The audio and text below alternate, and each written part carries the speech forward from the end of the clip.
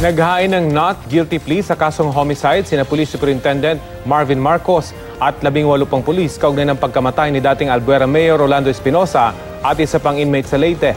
Murder ang orihinal na kaso laban sa mga akusado pero ibinaba ito ng DOJ sa homicide, bagay na binabatikos ng ilang senador. Balitang hatid ni Marie Zumali.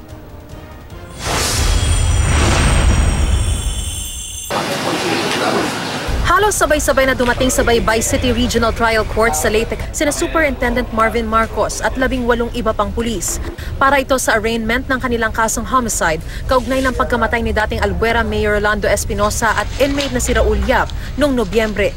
Pare-pareho silang naghain ng not guilty plea.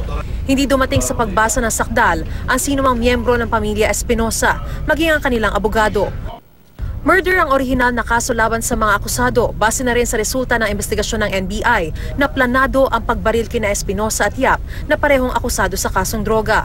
Pero ibinaba ito ng Department of Justice sa homicide bunsod ng apela ng mga akusado.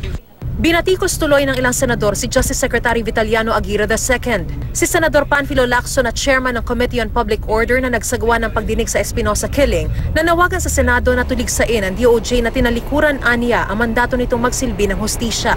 Sabi naman ni Senador Richard Gordon, I'm very disappointed. I think the proper thing to do is to get somebody to file a petition for review. Exhaust administrative remedies first. Si Espinosa dapat mag-file. Kung ako anak, magpa-file ako. We can appeal, still appeal the resolution. During the trial, there is, it is the evidence of the prosecution revealed that this is a crime for murder, then these two cases can be substituted for the crime of murder. pero si Aguirre hugas kamay sa DOJ resolution. Hindi raw siyang gumawa at pumirma sa resolusyon.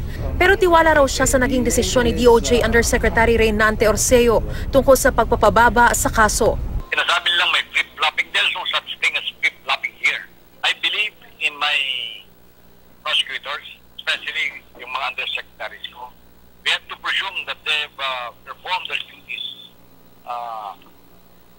fairly and in accordance with law. Handa naman daw silang humarap sa Senado kaugnay nito kung kinakailangan.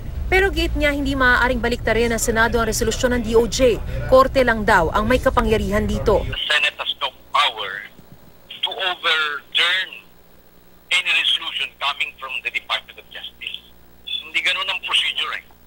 That is not their function. Maaari pa naman daw umapela ang mga partido kontra sa pag-downgrade ng kaso. Wala rin daw impluensya si Pangulong Duterte sa desisyon ng DOJ sa kaso.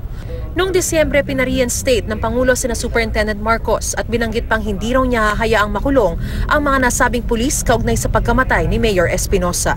Mariz Umali, GMA News.